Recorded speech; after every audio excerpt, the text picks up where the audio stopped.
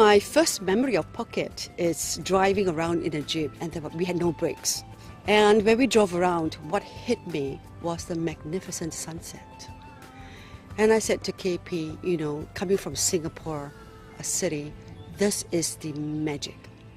So the three of us, my wife, myself, my brother, and my cousin, P.Y. Chu, we went around Phuket, and the intention was to buy a small piece of land to build a summer house. So we landed around here and we drove in these open-top jeeps, and we found a little piece of land and it seemed quite nice, and we bought it. Now, up to now, that piece of land is vacant. In 25 years, I haven't built my summer house.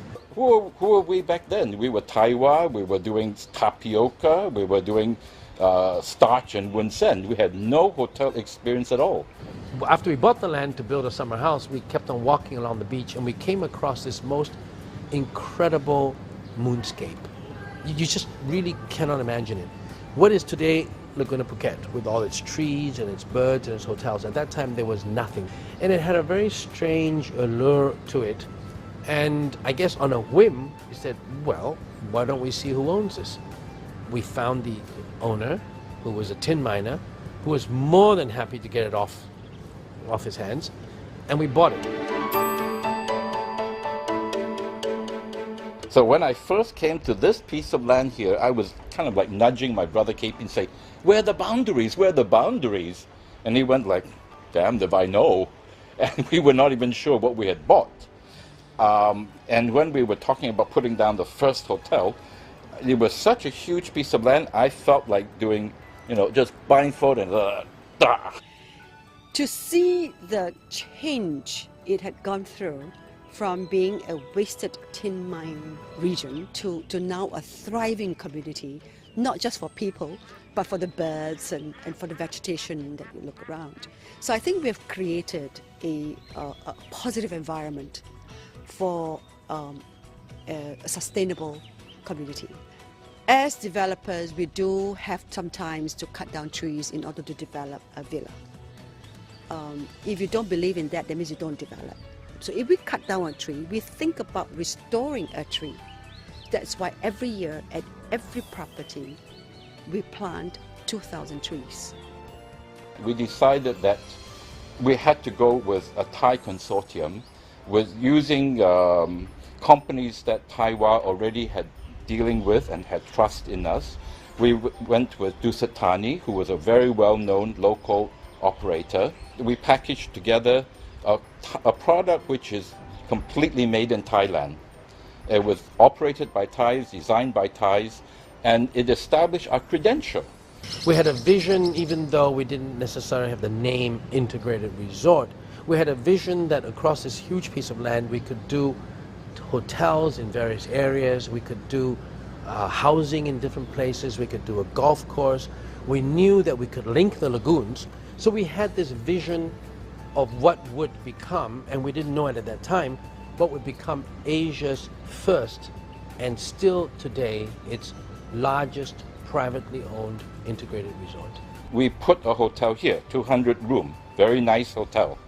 And immediately, in about 3-4 months after opening, we had American investors coming knocking on our doors, and Hyatt and Sheraton were eager to manage our next hotel, and so on. So it did pay off. It established our seriousness and our capability. All the signature touches from the airport to the room reflect very much the hospitality and the culture of Thai.